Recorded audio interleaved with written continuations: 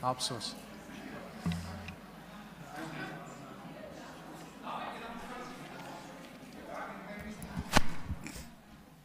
Մեզ քան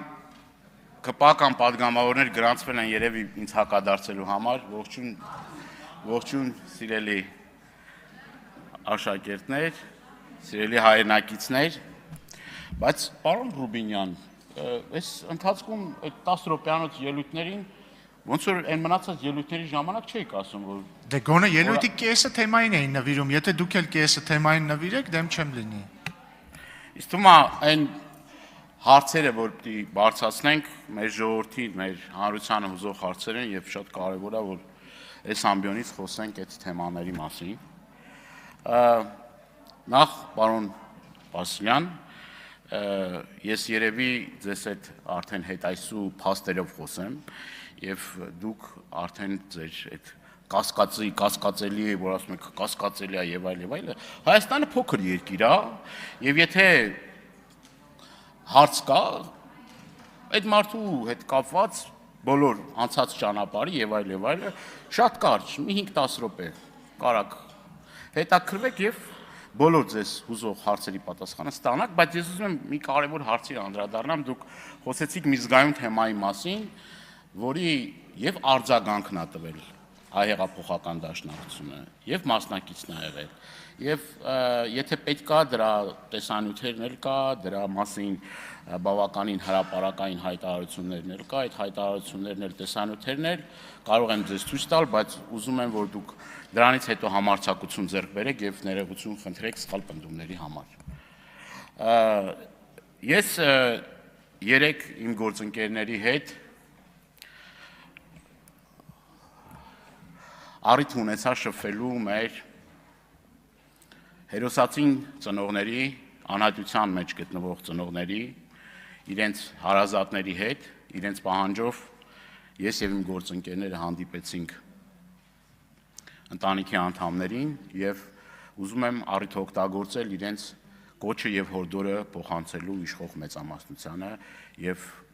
ձեզ, պարոն Քոչարյան, այդ մարդիկ հետեւյալն էին ասում, որ ունենք տված խոստումներ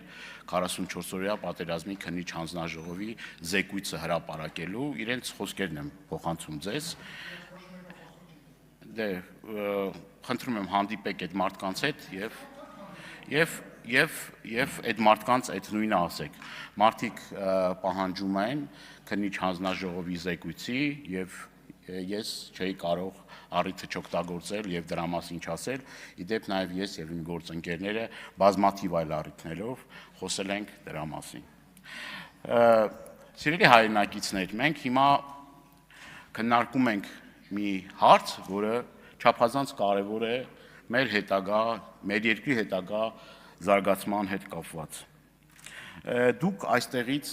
շատ կարեւոր մի հարցին անդրադարձակ, դա գործարար շրջանակների հետ կապված խնդիրների մասին է, այսինքն գործարար աշխարհի խնդիրների, խնդիրների եւ կոռուպցիոն ռիսկերի հետ կապված է։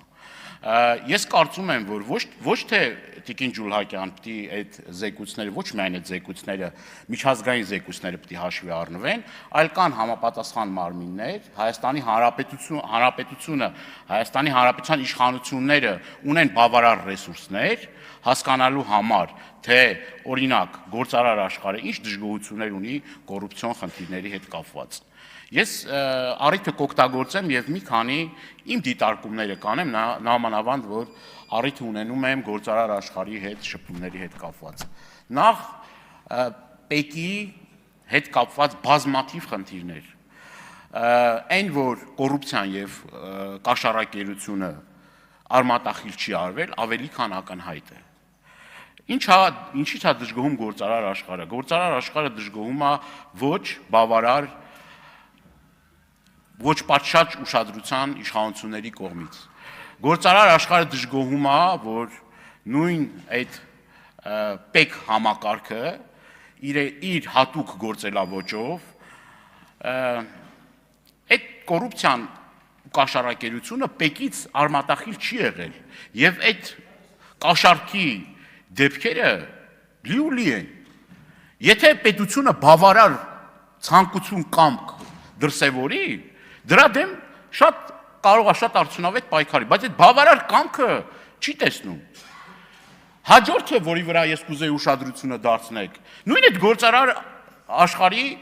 կողմնորոշումների հետ կապված։ Այսինքն ձեր թիրախը միշտ դառնում են այն գործարարները, իշխանության մասին է խոսքը, այն գործարարները, որոնք որ ընդդիմադիր Հայաստան ունեն, գաղտնիք այդ Հայաստանում։ Այն գործարարը, որ այդ համարձակությունը ունի քննադատելու իշխանության, հաջորդ իսկ վարքյանին հայտնվում է իշխանության թիրախում։ Եվ սկսվում է, այսպես ասած, հարկային տերորի գործեր կարելու հայտնի մեթոդը։ Բայց այդ երկակի ստանդարտները, որ կիրառվում են, այսինքն յուրայինները հնարավորություն ունեն իրենց բիզնեսը զարգացնելու, ծաղկեցնելու, իսկ ընդդիմադիր բազմաթիվ այդպիսի օրինակներ կան, եւ պետք չի տեղ երեսպաշտություն անել։ Դրա օրինակները բազմաթիվ են։ Մեկը, օրինակ, կոնյակի, մի խանգարեք ինձ, կոնյակի արտադրությամբ զբաղվող հայտնի գործարարը, որը որ հանդես էր եկել ընդդիմադիր շարժումների մասնակից էր եղել, այդ գործարարի նկատմամբ ամենակոշտ մեթոդներն ու գործիքակազմներն են կիրառվել։ Էլի շատ օրինակներ կան, կարամ ձեզ դափոներով այդ օրինակները տալ։ Քիչ ինչա դուք տեղյակ չեք դրա մասին, այդ բռնաճնշումների մասին տեղյակ չեք, այդ համայնքապետերի նկատմամբ բռնաճնշումների մասին տեղյակ չեք, այդ գյուղապետերի, նախկին գյուղապետերի, որ հիմա վարչական շրջանների ղեկավարներ են, արդեն ընտրությունները չսկսած, արդեն այդ մարդկանց հաթաթ եք տալի, դրա մասին տեղյակ չեք։ Տեղյակ չեք, թե ոնց է կանչում այդ մարդկանց եւ ասում մեր համար չաշխատեք, խնդիր եք ունենալու, խնդրեմ եք ունենալու մեր համար չաշխատեք։ Այդ քրեական գործերը, որ հարուցում եք այդ մարդկանց վրա, տարիներով ձգձգում եք այդ գործը, որ ինչ անեք, որ ընտրական էլեկտորալ պրոցեսների ժամանակ օգտագործեք այդ ամեն ինչը, եթե հանկարծ ձեր համար չաշխատի, խնդիր է ունենալու, խնդրեմ է ունենալու։ Տեղյակ չեք դրանից։ Ինչի եք երեսպաշտությամբ զբաղվում, ինչ եք սուտ խոսում, կամ հիմա հեծը, որ խլել եք, այդ հեծում, ինչ գործընթաց է կատարվում, հեծը դարել է ԿՊ նախընտրական շտաբ, հեծը դարել է ԿՊ նախընտրական շտաբ, ձեր յուրայիներին դրել եք հեծի կառավարիչներ, աշխատողներին ասում եք, եթե ԿՊ-ի համար չաշխատեք, դուրս եք գալու տեղից, սուտ չի, դուք եք սուտ խոսում, այս էլ երեխաները եւ Երեխաներն էլ են ներկա, ես համոզված եմ, որ իրենց ընտանիքի անդամներից, բարեկամներից էլ մարդիկ կան, որ հեծում աշխատում են եւ իրավիճակը շատ ավելի քան ակնհայտ է, թե ինչ է տեղի ունենում եւ ինչ է կատարվում։ Ես նաեւ խոստացել եմ, որ պետք է խոսեմ նաեւ բանկային համակարգի եւ մեր հայրենակիցներին հուզող խնդիրների մասին, չնայած ժամանակը շատ կարճ է, բայց ես ուզում եմ մի քանի ցուցանիշներ բերել, ուրեմն 2024 թվականին 18 առևտրական բանկերի տարեկան շահույթը կազմել է 363 միլիարդ դրամ, շուրջ 61%։ Ուրեմն 2025 թվականին նախորդ տարվա համեմատ բանկային շահույթը կազմել է 20%։ Ես ինչի համար եմ այս տվյալները հնչեցնում, սիրելի հայրենակիցներ։ Սա հնչեցնում է մի բանի համար, որ գերշահույթ ստացող բանկերը պետք է շատ ցածր տոկոսադրույքներ տրամադրեն մեր հայրենակիցներին, որպեսզի կարողանան մեր հայրենակիցները բիզնես գործունեություն ծավալել։ Այն մեր հայրենակիցները, որոնք որ դրանք տասնյակ դիմումներ են ստանում մեր հայրենակիցների, որը որ կորոնավիրուսով պայմանավորված, 44-օրյա պատերազմով պայմանավորված, տարերային աղետներով պայմանավորված, չեն կարողացել այդ ընթացքում սպասարկել իրենց բանկային պարտավորությունները, այդ մարդկանց գույքը ունեցվածքը ձեռքից խլում են։ Տունը մարդու համար, մեր բոլորի համար շատ զգայուն այդ խնդիրը, այդ հարցը որ կա, լուծում չի ստանում բանկերի կողմից, այսինքն այն